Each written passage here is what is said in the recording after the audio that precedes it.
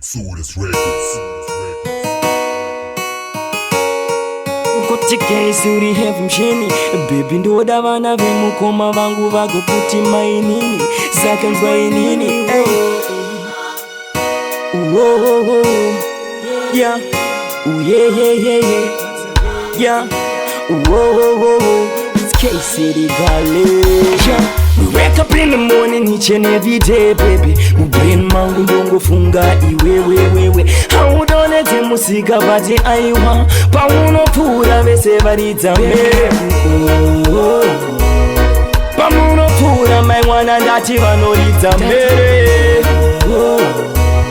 Paunopfura mai mwana ndati makonzera murder Ndikakufunga ndinoyanika upake tunozikanwa kubva kuyepweti kusvika mbare aiwa ndiwo waita kundifare anotambira padhuze newe ndorova nebhandeje aiwa wakanaka mani vashamisika netrela yaukandonza mani wakanaka bebi asi mafane ita uye kuteni chitoita plane noda kuti uite mai vangu vevana nechivaka shure chakwamuna kuitana ndichifamba munzira voti mapenga mdara mashoko aya mazirudo zvakazadzana.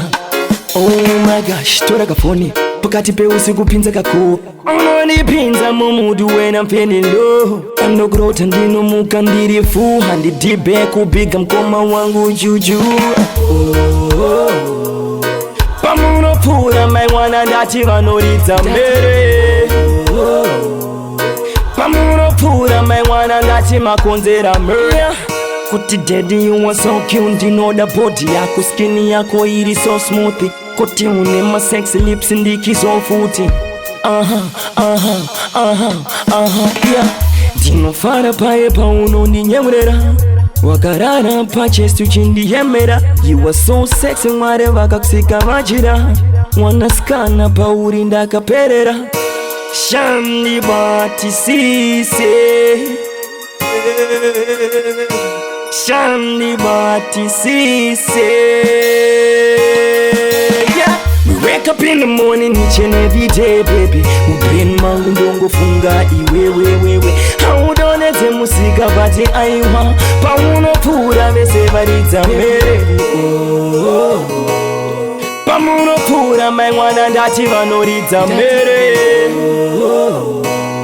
Paunopfura mai mwana ndati makonzera murder ndikakufunga ndinoyanika upake tunozikanwa kubva kuyepweti kusvika mbare aiwa ndiwo waita kundifare anotambira padhuze newe ndorova nebhandeje aiwa wakanaka mani vashamisika netrela yaukandonza mani wakanaka bebi asi mafane ita uye kuteni chitoita plane noda kuti uite mai vangu vevana nechivaka shure chakwamuna kuitana ndichifamba munzira voti mapenga mdara mashoko aya mazirudo zvakazadzana. Oh my gosh, tora kafoni pakati peusiku pinza kako unondipinza mumudu wena mpeni lo anokurota ndinomuka ndiri fu handidhibe kubiga mkoma wangu juju